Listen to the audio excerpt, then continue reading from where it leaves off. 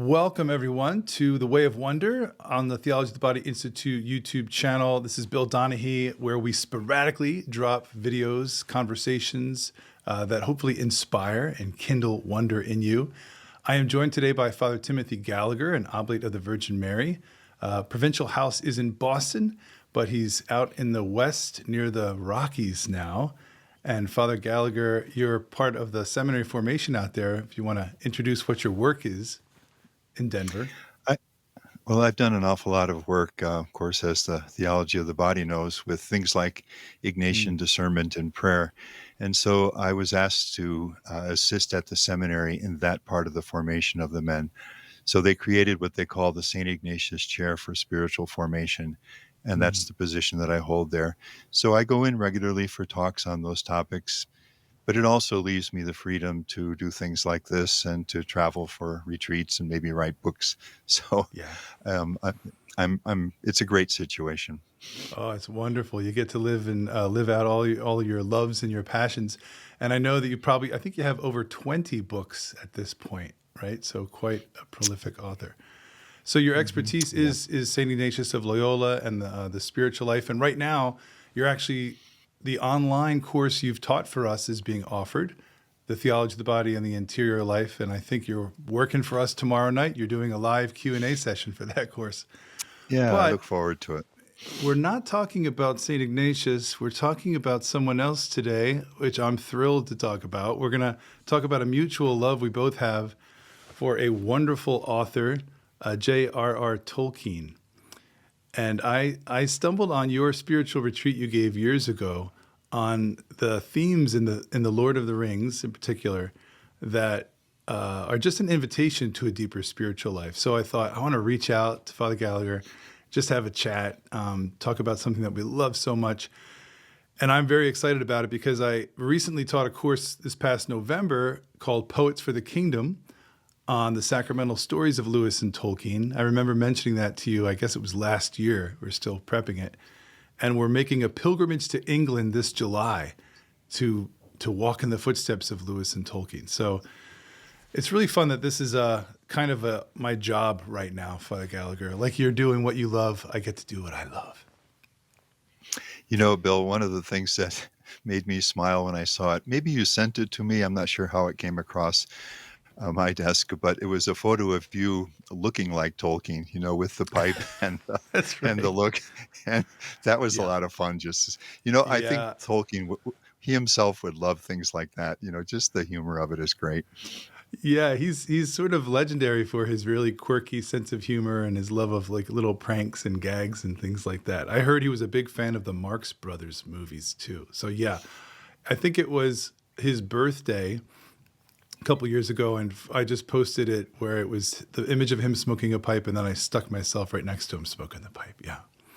Well, I wanted to ask right out of the gate, Father Gallagher, because I know my first encounter, but what was your first encounter? What, where, when you entered this world of Tolkien's imagination, Middle Earth? What was the first moment? Was it The Lord of the Rings or The Hobbit? And maybe just dipping into that experience, because I know it has become one of your favorite stories. So what was that first encounter? So this would have been probably when I was in junior high. And we're a family of readers, so reading was very much a part of our life growing up.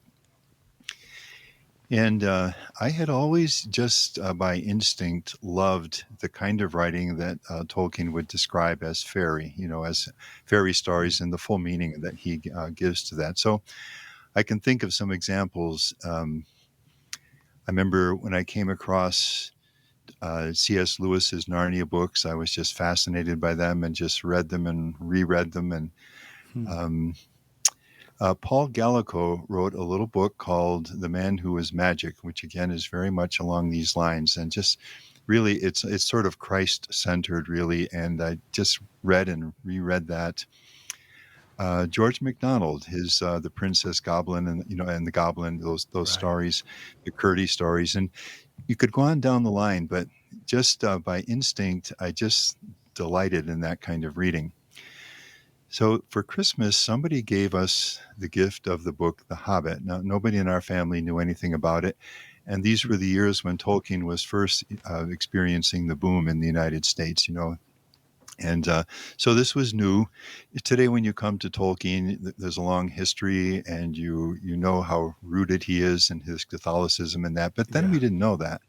So here's this novel of fantasy, and I remember when we got it for Christmas, just chatting with my mom and saying, "What do you think of this?"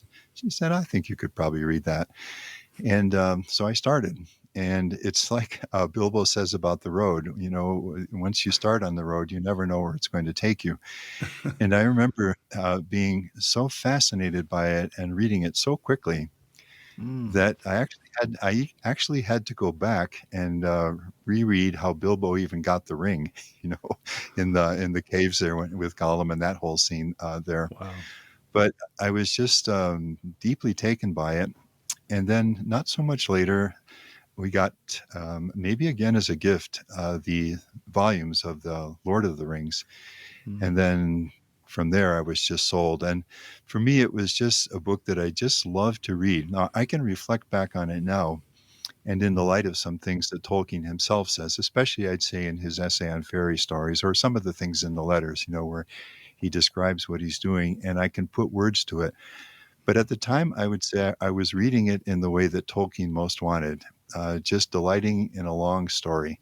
As he says, that would interest you, delight you, sometimes deeply move you. And I'll never finish if I go on for all the reasons. But that was the beginning of it. And since then, I've reread it more times than I can count. And as my work has taken me into other languages, I've read it in other languages as well while I was Wow. learning the that particular language, whatever it might be. And then later, you mentioned that retreat. A time came when I was asked to do something, to give some talks on this. And at that point, I'm not sure. I always wondered whether Tolkien would have said, "This isn't what I intended," because then I started studying the sources, Yeah.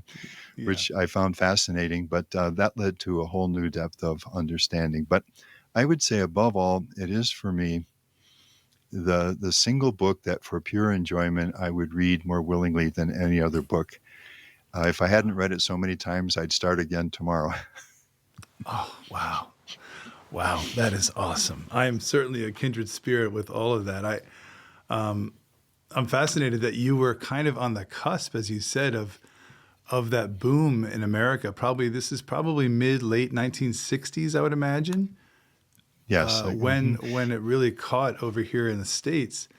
And just the Yeah. fact that you were reading that, and you read The Hobbit first, and then you read, as Tolkien and the Inklings would call it, the New Hobbit. That's what the Lord of the Rings was in draft form before it was officially published. That you're riding that wave, as you said, not having any backstory, not seeing all the Catholic authors writing about Lord of the Rings or finding all the allusions. It's so fresh. My first encounter was probably a decade and a half later. It was probably late 70s, early 80s when I first stumbled on it. It was in my grandmother's cedar closet, a stack of Hmm. books. And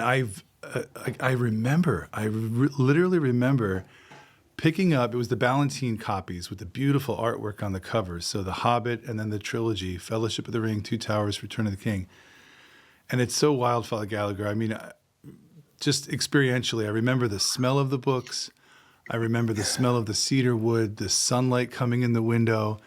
And I remember cracking open the books and seeing these maps, those mystical maps of the Lonely Mountain and then Middle Earth. You see the Shire and you see the whole, the Gap of Rohan and all of it. I felt, yeah, I just felt an invitation to something that was so mysterious and yet very familiar. It felt like nothing before. It felt like almost like solid ground, like this was a real place. And I'm sure you're familiar, Father, with Tolkien's expression, him saying, "I didn't invent Middle Earth, I discovered it." There's just something about it that was exciting, mysterious, and yet familiar. I found myself just enjoying, as you said, his detail, his appreciation of things. I felt like it was also kind of work, because I was investing in this world too. I had to slow down. I had to appreciate Hmm. every bit of it. So those were some of the first touches and first encounters for me. And it is amazing, as you say, what a treat to read it in other languages. I think Lord of the Rings has now been translated into over 40 languages Hmm. and something like 150 million, probably much more than that now, copies sold. And when I've traveled and taught, I remember I was in Spain and I mentioned Tolkien and people light up. I was in South America in Chile, and one of the students held up their Spanish edition of the Two Towers they were reading. So still today, Tolkien, it's been, 70 years since the first publication. He's still trending, so to speak, in popular culture as well as in Catholic culture. I love this. Can you put your finger on why do you think Tolkien's stories, his world, which he says is really our world, what do you think the sticking power is? What makes it so, I don't want to use the word popular, but popular? Why is it still so exciting and Hmm. inviting? Well, if we use his terms, what he's doing is subcreating, right? And he creates a secondary world. And if the writer is good enough, and as he'll indicate, this is very difficult to do, and he does it with such mastery, Hmm. then as you enter into that world, as you just said, you believe it. The world is believable. There's no point at which you say, no, that just couldn't ever happen. I mean, everything in it, even though it's a sub-created world, as he says, um, has a truth about it within that world. Like you said, his sense is that he discovered it rather Hmm. than simply invented it. So on the level of just sheer artistry, it's just superbly well done. And you find yourself entering into it, and the way the characters act and interact and succeed or fail, all of that rings very true to you. So I would say I would start there simply, and I think Tolkien would start there, that simply as a work of literature, this is extremely well done. But having said that, what is the attraction of it? Well, Hmm. two things that people have said come to mind as you say that. And I've, for my work, I read a lot of stories of spiritual experience because I use and love the examples that when I'm illustrating the teachings. Hmm. And of course, I just love stories. I think we all do.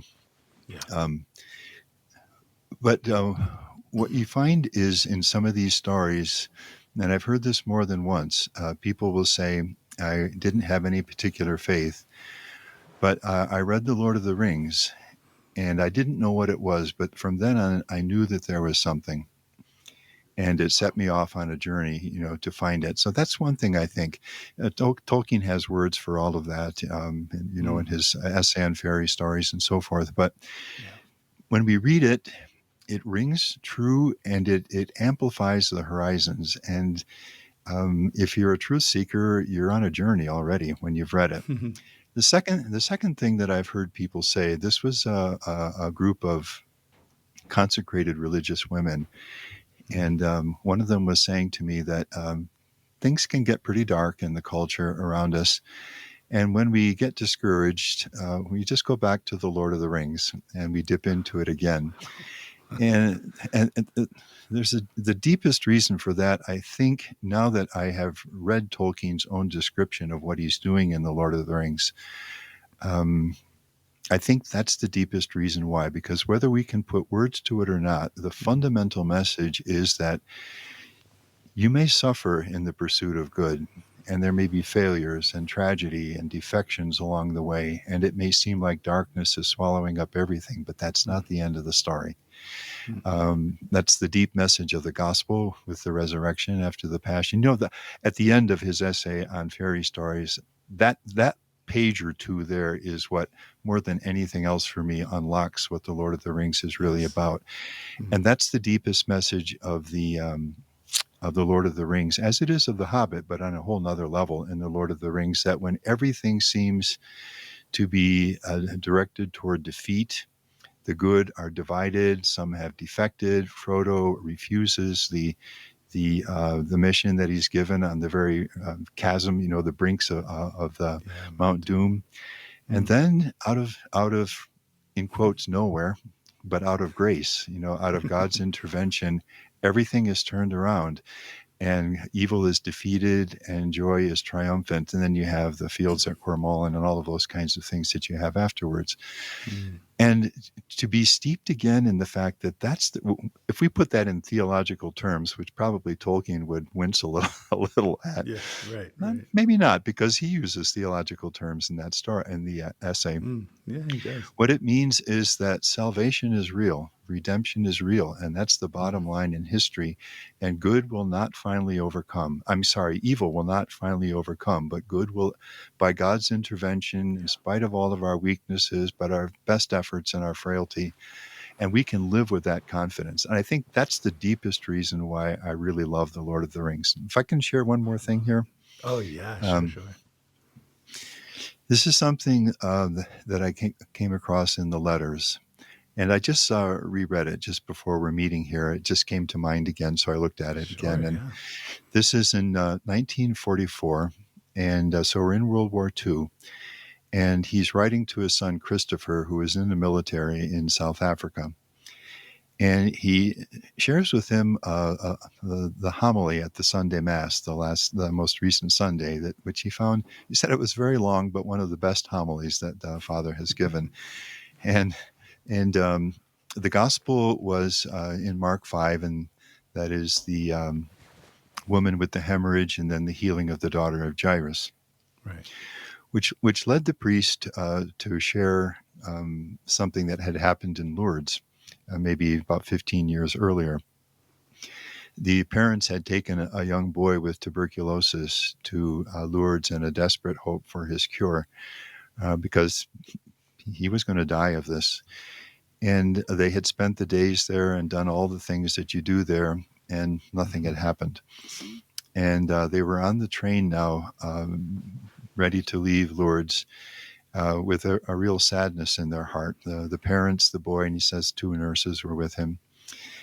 And then as the train pulled out of the station and passed in view of the sanctuary area there where the grotto is and all, the boy suddenly said, I want to go play with that girl. That he had met another girl there who had been there for the same reason and actually had herself been healed. And so he got up and went to where she was, and they played for a while, came back and said, I'm hungry. And he ate a huge meal, which he'd not been able to do. And the parents realized that the boy was healed. Now, Tolkien, as he's describing this to his son Christopher, he says, I felt then that experience, that is when everything looks like it's dark and black and hopeless, and good has been banished, you have this sudden experience, the sudden joyous turn, the eucatastrophe that he speaks about. And just the thrill of that, he says, that's the heart of fairy stories. That's above all what I was trying to capture, and that's the heart of the gospel too. Wow. So if we get to the real, beyond simply enjoying a good story, and I know both of us could go on without end about specific things that we love in it. I think that's the deepest reason why this is so fresh, because ultimately, set in a sub-created world, but with great artistry so that it rings true, it's the gospel. Finally, it's the message of the gospel. The resurrection, death, Good Friday is not the final word, and Easter Sunday is. Absolutely. Oh, my goodness. Father Gallagher, my brain is exploding. I want to go in so many different directions right now based on what you were just sharing. But yeah, I think you're right. I think that's what makes the story so nuclear, is that behind almost every page is the gospel, are glimmers of the gospel, or sort of the narration of the spiritual life, or kind of lessons in virtue and in life and transcendence. The whole story seems, as we move on this horizontal plane through the world on this quest, there's these moments of absolute vertical transcendence that just sort of pierce your heart. As you said, I could go on about moments where I I have to put the book down for a moment. It's almost, I'm doing spiritual reading. I need a moment to reflect on them stepping into Tom Bombadil's house, or the experience of the Great Hall of Fire in Rivendell. I just need a moment because I feel like I've just gotten a taste of the gospel, or the Holy Spirit feels very present in a way that I mean, there's not a whole lot of books of fiction where you have that sort of divine encounter. I want to circle back real quick to something you were saying about this kind of mysticism that's somehow pregnant in the Lord of the Rings, in Tolkien's work. So we taught this course in November on Tolkien and C.S. Lewis, and I had a student, she told the whole class, to our amazement, she told the class that she for years was an atheist, wasn't brought up on any particular faith whatsoever, just kind of a secular household, but a well-read household, she said. And somehow in her teenage years, she stumbled on Tolkien's Silmarillion. So this, for viewers, this would be a wonderful book, sort of the prequel to The Hobbit and Lord of the Rings. This is where the creation of Middle-earth happens. And anyway, she said that she was reading Silmarillion and loved this vision of the world made in music, sung by the Ainur, these angelic beings. And she said it stuck with her so deeply. And years later, probably in college, she starts having these encounters and starts awakening to the possibility of faith in Christianity. And she said, I read Genesis, the book of Genesis. She said, it brought me back to the Silmarillion. And it felt like a kind of homecoming. Like I knew this story, and now somehow it's become real. So almost as if Tolkien was preparing like a pre-evangelization, getting her ready for the fairy tale that came true. Just what a gift. And again, it's rare, I think, to find a writer that has such a baptized imagination, but as you said, Father Gallagher, can do it so artfully and masterfully. The famous quote of Tolkien saying, this is a profoundly Catholic and religious work. And then he says in a letter to a priest friend, not intentionally, but in revision when I went back. So you can see like a true artist is being truly inspired and wants to write a great story, make a great work, but there's an unseen presence that is going to use it and touch other people. Friends, a quick commercial. I hope you're enjoying this conversation about the Lord of the Rings with Father Gallagher. Just so you know, this July 16th to the 25th, we are going to England. We are going to visit the places and spaces that Tolkien himself walked and taught in and lived in, not to mention C.S. Lewis and G.K. Chesterton. We will be going to London, to Stonehenge, to Oxford, to the kilns where C.S. Lewis and his brother Warren lived and where Narnia was written. We will visit Oxford University, as I mentioned. We'll spend time also prayerfully at the graves of Tolkien and his wonderful wife, Edith. We will explore the home of G.K. Chesterton. We will walk the Cotswolds, this beautiful sort of medieval English village. We're going to have a wonderful time reading the stories of Lewis and Tolkien and Chesterton, enjoying pubs and places of prayer. And if you want to learn more about this great trip coming up, go to tobpilgrimages.com. If I could share one more thing on my side, Father Gallagher, and I know I sent this to you. I want to read this quote now for our viewers. You mentioned the consecrated women religious that talked about the hope they found in Lord of the Rings when things get dark. You said they kind of go back. Well, this comes from a Sister Magdalene, who's a Carmelite, a cloistered Carmelite sister. And I'll just get your thought maybe at the end of it. She said, I got this from a letter she wrote to a priest friend of mine. She wrote to Father Kevin, I'm sure you'd agree that Lord of the Rings is one of the most spiritually powerful works of the 20th century. And I think one has to be a Catholic to really appreciate it. That's an interesting thought maybe you could comment on. It's a living hymn to mercy, humility, and the power of divine providence.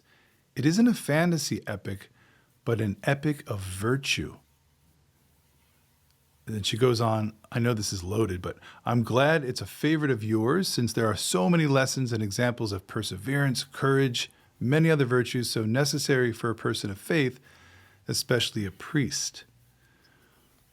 Okay, I know this is a jam-packed quote, Father Gallagher, but as you've been reading it your whole life, from your very young age up and through your priesthood, would you consider, what's your case for making the Lord of the Rings spiritual reading?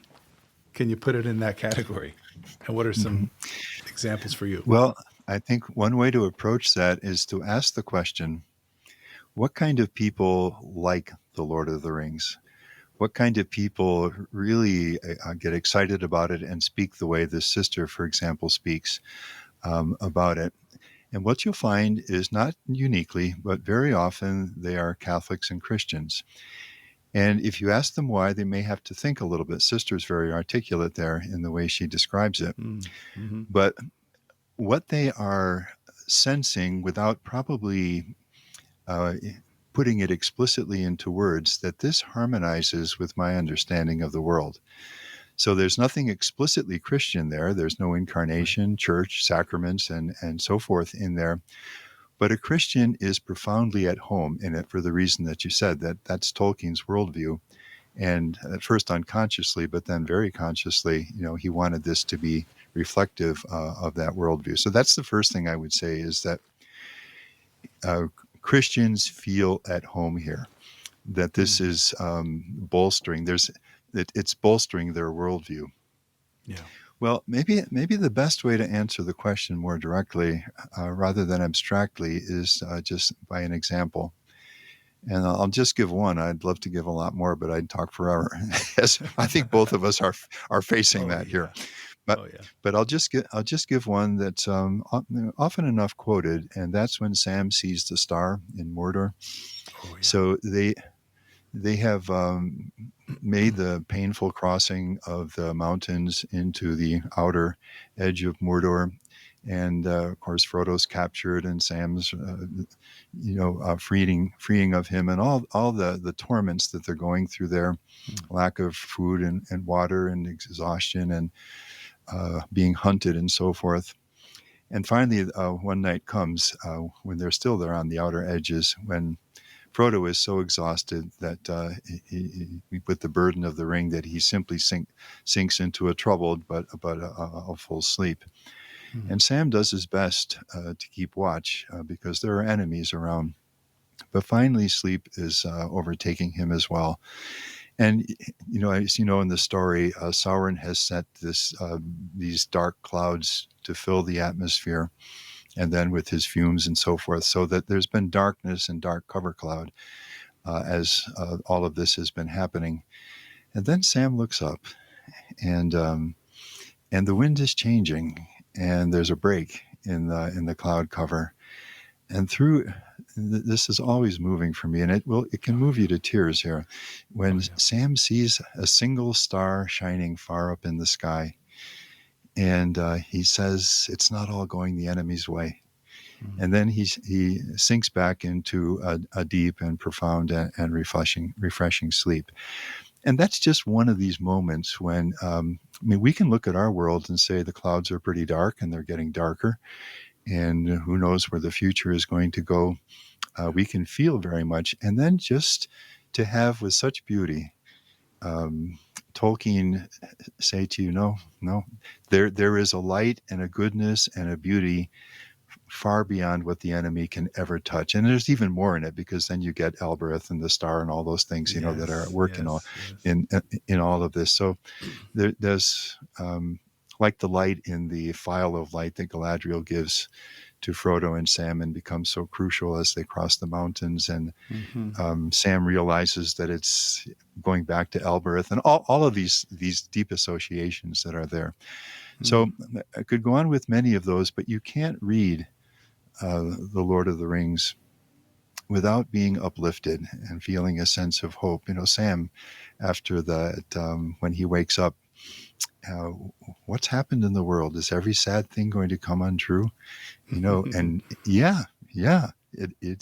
So when I have given talks on The Lord of the Rings, one of the themes that I love to explore is different experiences of joy in The Lord of the Rings. And there are many others, and they're beautiful. Joy in the delight in trees, for example, or the golden sunlight through leaves, or But for me is also one of the most moving moments in the whole Lord of the Rings is the parting at Lothlorien when Gimli is with Legolas in the boat and tears are falling. Yeah. Legolas, why did I come on this journey? If I was afraid of danger in the dark. If I had known the wound of joy and light, I would have never come. I mean, it's something that all of us recognize when you've deeply loved a person, and then maybe that person is taken from us. They pass away, or life requires us to move. And anyway, I'll stop there. But how can you not be uplifted by it? That's exactly. Gosh, and you're bringing up, I want to ask in a minute about some of the most poignant scenes for you that maybe do bring you to tears, because I absolutely have a number of them. But this is beautiful. Thank you for sharing all that. Yeah, I think when you start to appreciate Tolkien's, his rapture and love of the natural world, his incredible love of philology and the meaning of words, his Catholic faith and cosmology. That's why you can read Lord of the Rings over and over again. I'm with you, Father Gallagher. I feel like I'm always reading Lord of the Rings. There's certain chapters that I constantly will go to. If it's a rainy Saturday and I have an hour to myself, I go to the house of Tom Bombadil, where they had to spend an extra day because of the rain. And it's such a mystical chapter and so many things that pierce me. I wanted to share something with you. You mentioned that powerful scene of Sam seeing the star, and you mentioned Elbereth. So this is next level nerdy, Father Gallagher. For those who are viewing, if you don't know the Silmarillion, you need to read the Silmarillion. The Ainur, or these angels, were sort of these sub-creators or co-creators with the God figure in the beginning that shaped Middle-earth. It's so beautiful. Iluvatar is that word for the All-Father, or Father of all, who creates these beings who sing the world into existence. And, so there's Elbereth, or Varda, of the stars. There's Manwë, who sort of is the steward of the winds and the air. Ulmo is the steward of the waters. And I was struck, Father Gallagher, this was probably a couple of years ago. I was reading Lord of the Rings, for the umpteenth time. And I suddenly felt like, the Valar, these great powers, are actually present. Because when you see the star with Sam, it's like the angel of the stars is there. That's Elbereth. When suddenly, in the midst of their thirst, Frodo and Sam stumble upon a clean stream tumbling down the rocks, you realize Ulmo, who's sort of the guardian spirit of the waters, is there.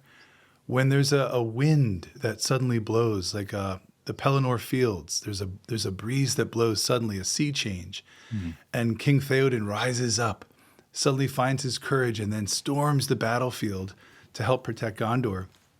In that wind, you realize that's Manwë. It's almost like these guardian angel spirits are there in Tolkien's very Catholic cosmology. And so it just, after reading Lord of the Rings so many times, it exploded at a whole other level. Well, I realized, like, there's another presence here. And he connects all these worlds. It blows my mind, Father, that one man can create so many cultures and so much beauty. He's such an inspiration.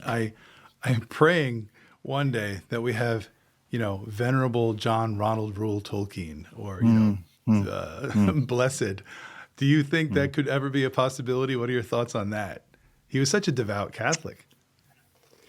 Certainly was, daily mass goer. It was deep in his, it was as deep as his love for his mother. Because you know how he says that she, in his view, she really gave her life for her faith. Remember that how she and her sister both came into the Catholic Church against fierce opposition from the family, which was not Catholic. And unwillingly, her sister succumbed and withdrew, but his mother never did. And because of the poverty that ensued when the family wouldn't support her and her husband was already deceased, he was convinced that she died much younger than she would have otherwise because of that. So it's as deep as, I've often thought about this, that here is this woman that is unknown by the world. Mabel, I think her name was, his mother. Yes, Mabel Tolkien. Yeah, Mabel. And she comes to believe in the truth of the Catholic faith, and against all odds and with great courage and paying a real personal price, she's faithful to that. Mm. And then her life ends, and in a sense, you want to say she disappears. But because of her fidelity, look what's happened. You and I wouldn't be having this conversation right No, now if it hadn't true. been for her fidelity. And that includes the millions of readers who have read and benefited from this book written by this faithful Catholic. To me, it's a powerful reflection on the unseen, in the moment at least, fruitfulness of just hidden fidelity, and she's a wonderful, maybe she's the one that should be, we should Yeah, take another look at her. But that's a as good regards point. Tolkien, as regards Tolkien, if by their fruits you shall know them, well, it's pretty hard to argue with the goodness of his life. And not too many lives have had such a widespread influence for good as his life has and will continue to have, as far as we can see, for the foreseeable future as well. So I'll leave in the hands of the church the decisions about initiating causes and so on. But what we can Yeah, certainly say is that he was such a faithful Catholic, and his life has proved a blessing in an extraordinary way for the world. yeah, You know, absolutely. one more thing has come to mind as you've been speaking, Sure. and about Tolkien and his gift.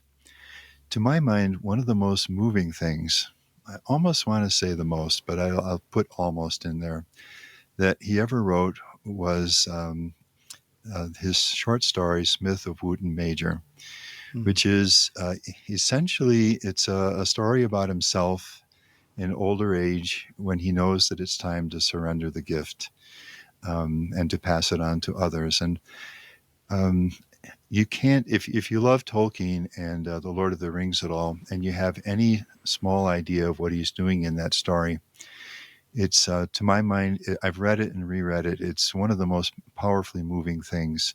It's an Mm. author who knows that his gift to write as he's written was received. It was something that was given to him, and he's faithfully exercised it. And it's time now for him to surrender it as his life is drawing to a close. But not simply to surrender it, but to pass it on to the next person who will continue to exercise that gift. So I just want to put that in there. I was really happy to see some years ago that somebody wrote a book about that story. And I said, oh, somebody else saw it. It's Mm. and there's the original manuscript and all that what this author does on it. Wow. But I'll just put in a word for that story, which I find very powerful. Yeah, that is a good word. And we should put in this interview, Father Gallagher, maybe we'll put a few resources for people to dig in a little bit deeper.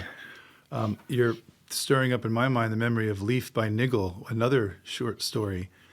And it's very autobiographical of Tolkien, who really, I mean, I think you're right. The whole project of his life was this sub-created world. And he was such a perfectionist. It was something he always niggled at, right? He always worked on right Yeah. up until the end almost. And, a shout out to his son, Christopher. You mentioned that letter during World War II. His son, Christopher, was in the Royal Air Force, I believe, and received these letters. Christopher became really the executor of the estate and helped actually gather so many of fragments of Tolkien's writings. And the Silmarillion was published because of Christopher's hard work right till the very end. So it really does feel like this legacy, and they both felt tasked to give this kind of gift. I just find it, yeah, it's very providential. It's very powerful. And you said something earlier, Father Gallagher, about everybody loves a story. I feel like, again, they did it. Tolkien did this because he wanted to create a great story. People could lose themselves in. But, Chesterton, G.K. Chesterton, who would have predated in birth Tolkien and C.S. Lewis, he recognized that life is a story. And if it's all a story, there's a storyteller. And I think that's the whole magic of why we love this world, why it still moves us, why it's not escapism, really, in the sense that we're running away from life. But it's these stories are helping us engage at a deeper level our own personal life, our own personal story. I mean, there are moments, and I want to ask you too, maybe one of your one or two favorite favorite moments in Lord of the Rings, but I'll start by sharing one. There are moments that help me in my life. I close the book and I feel almost inspired or equipped to, okay, now I can face this. So mine, and I'll ask you maybe one of your favorite scenes, but I read that encounter of Gandalf with the Balrog on the bridge of Khazad-dûm. The Fellowship is barely escaping Moria. You know, the orcs are fast on their heels. This ancient demon of the underworld comes rising up in fire and smoke. And I just love that scene because of Gandalf, who appears to be sort of a fading, bent old man, has so much conviction and strength and faces down this massive demon. That whole, and it's become such the meme, right? But you shall not pass. I am a servant of the secret fire. I mean, I remember reading those words for the first time as a teenager years and years ago. And when secret fire was capitalized, somehow I didn't know why he did that. I'm a wielder of the flame of Arnor. What's Arnor? I didn't know what these things referred to, but I knew there was weight. There was gravitas. There was something mystical there. And I just felt encouraged, equipped. I felt stronger. Like, yes, and you're rooting for the underdog, So again, I don't find it to be escapist. I find it to be an invitation to the real battle, like the real engaging with my own foes in the world. But I could literally go on with a dozen other favorite scenes. But do you have a favorite scene, a favorite moment, so to speak? Or it's striking me. It's striking me, Bill, as we're speaking, that maybe the fact that we both would have so much to say is a good reflection of the of what Tolkien wanted to do, to tell a really long story, that would. Yeah. And so there's so much in there. But what I'll mention one thing that comes to mind when you speak about escapism. Escapism in this sense, and in fact, Tolkien actually describes the Lord of the Rings, or these fairy stories, as escape, but not in the sense of running away from life, but in breaking out of the prison of the artificial life that so often holds us, and is much more true today than in his time, when people spend 8 hours a day on the phone and that sort of thing. Oh, yeah. He says, do you blame a prisoner if he does everything he can to escape from his prison and be back home in the real world? But your mention of Chesterton has just brought back to my mind the way he starts his book Orthodoxy. And he says, there's a book I've thought about writing, and I probably never will write, and he didn't write it, but he describes what it would have been. So a man gets a sailboat, a yacht, and he sets off from England to go down to the South Seas and he wants to discover an island that's never been discovered. And he runs into various storms and calamities that throw him completely off course, and he's completely lost. And finally, he sees a shore ahead of him and makes to the shore and lands. And he is just thrilled with everything he sees there, the beauty of the green grass and the trees and the mountains and the waters, until finally he realizes that he's landed back in England. But he's just seeing it for the first time. And that's what the Lord of the Rings does.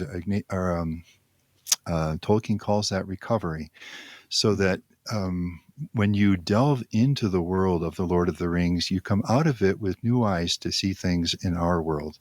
Mm-hmm. So, for example, I mentioned this is when they're down in Ithilien, and he's describing the sunlight through the golden green of the leaves.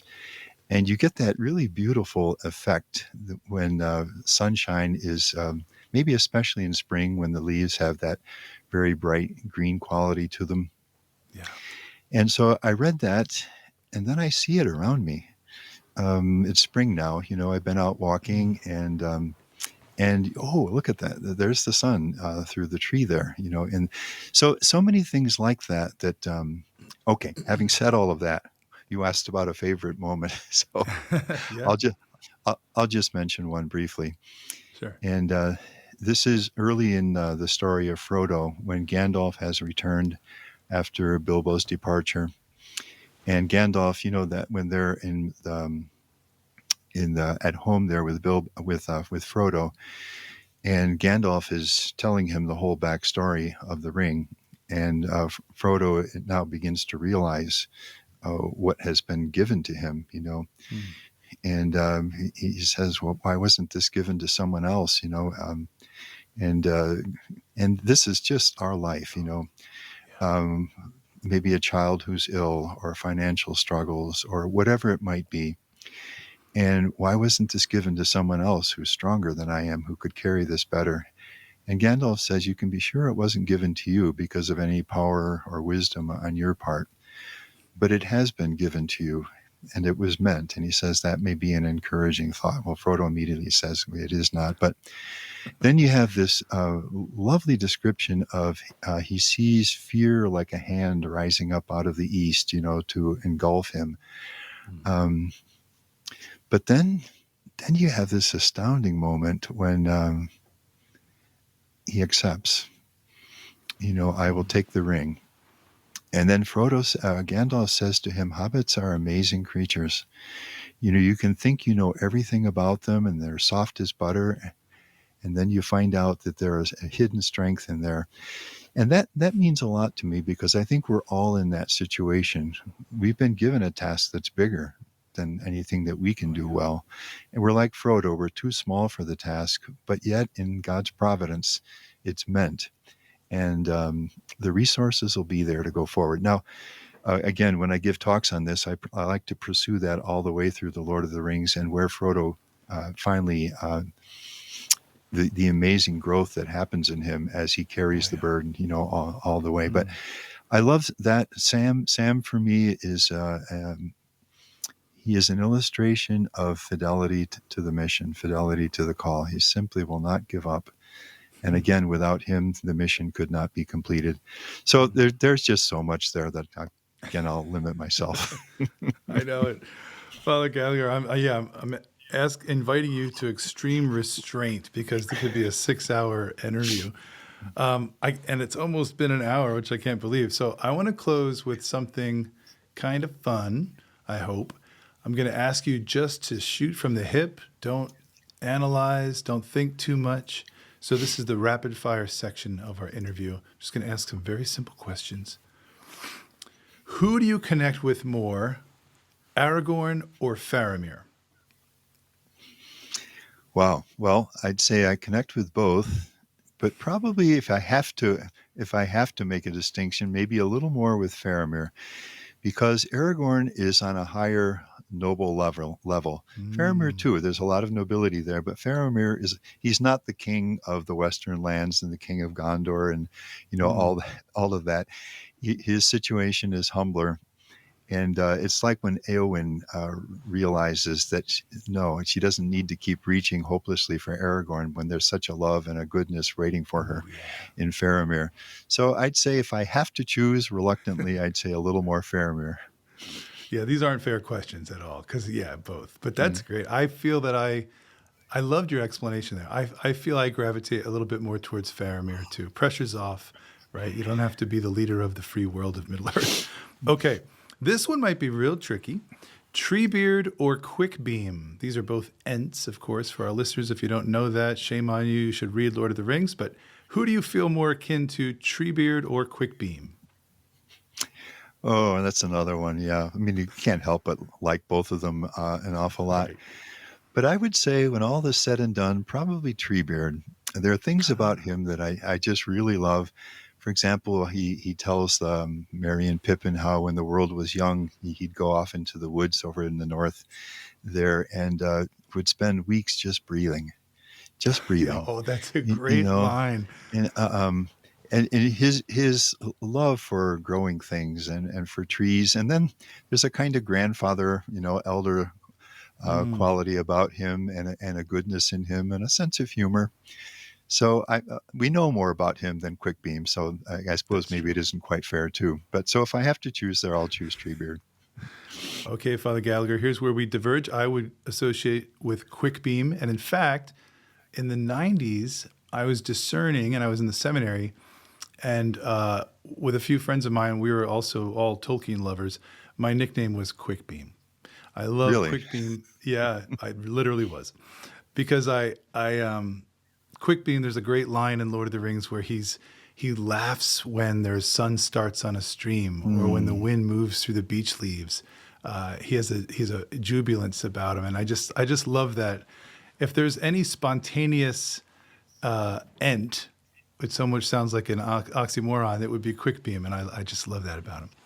Okay, Frodo or Sam? Wow, that's a really tough one. Okay, I'll just start by saying I love both of them, and in their different individual personality and journey. So again, having to choose, probably Frodo. Mm, Probably Frodo because of the task that he was asked to carry, his perseverance through the many trials and sufferings of so many kinds that he has to undergo, mm, and his fidelity, his need for God's help to accomplish it, through the intervention of Gollum at the last moment, at yeah. the cracks of doom. And then his growth. There's that beautiful moment when he spares the life of Saruman, just outside, back in there, they're in the Shire. Right. And then, he was, we shouldn't raise a hand to him. He is of an order greater than we, and we may Wow. spare him in the hope for his change. And then Saruman looks at Frodo with, what does he say, with mingled hatred and respect. And he Mm, says, "You have grown, Hobbit. You have grown very much." And then the power of the scene when, when Frodo leaves Middle Earth. So if I have to choose, a little reluctantly, I'll choose Frodo. that makes sense to me, Father Gallagher, because it's been talked about that Frodo has a kind of priestly vocation. He is that. There's that real sacrificial nature. I mean, Sam does too, but that seems to fit. Okay, maybe one more in this little category. If you could live anywhere in Middle Earth, where would it be and why? If you could live Hmm, anywhere in Middle Earth, where would it be and why? that's something I've never thought of, so I'm just going to think about it now. Shoot from the hip. First thing that first thing that comes to mind is Lothlorien. Mm, Just because of the beauty that's there, and of course the goodness, and the nobility of the elves, and uh, that's a land that has been spared evil, yeah. because of the power of the one of the three rings there, in the story. So what you experience there is the beauty of nature and the goodness of the inhabitants. I'd be happy to spend a little time there. That's great. That's great. I think I would choose an elvish realm, but I would go with Rivendell. I think there's Mm. something about Rivendell to me that it feels Irish. I have to explain this, but there's music, there's great story. There's that wonderful scene in the Hall of Fire where the elves are singing and Frodo is kind of slipping into a dreamy kind of a sleep. And Tolkien, he just describes it so beautifully. It's almost like the music of the Ainur in the beginning that washes over Frodo. So I Mm. think I'd love to hang out in Rivendell. Father Gallagher, again, I can't believe it's been almost an hour already. We could go on for many more. My final question for just to share some of your own thoughts here. What is a lesson, and I know there's so many, we've been talking about it, but what's one lesson you think the world could learn from Tolkien? And he teaches through his stories, right? He teaches through these amazing worlds and these characters and their choices. But what do you think is a lesson that we can take from Tolkien? It could be from the stories. It could be from his fatherhood, his friendship with the Inklings. But what's a lesson we can learn from Tolkien today in our culture, present culture? You know what I would say?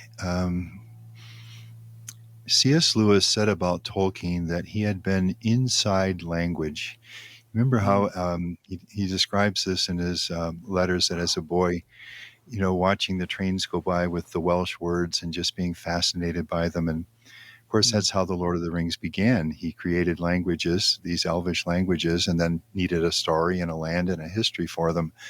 So, love for words,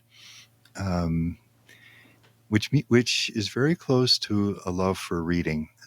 So I would say there's so many lessons as you Mm. say, but read. One of the best things we can do is read and get deeply into words and language and the wisdom and the joys and the struggles and the learning and all that is in the world of reading. So I'm just speaking off the cuff here, but Yeah. I would say uh, we have probably more images than we need in our lives now. They're in our pockets, they're on our wrists, they're everywhere. Yeah. But read, fall in love with words and good writing, and you'll love where it takes you. That is a great word. Thank you, Father. I so appreciate the time you've given us for this conversation, and I'm gonna make sure that we put into the notes for this episode, this interview, the link to your wonderful spiritual retreat. So you spent many hours on the Discerning Hearts podcast, and this again was a few years ago, but it's ever fresh. Going through the themes of Lord of the Rings and many of the characters, almost character studies and sort of the life of virtue and vice. So we'll put links to that That'd in be the show great. notes. So thank you so much again, Father Gallagher, for your Well, time. from my first encounter with the Lord of the Rings, I've enjoyed it, and this, my most recent, I've enjoyed very much too. So thanks for making this happen. Absolutely. God bless, Father. You too.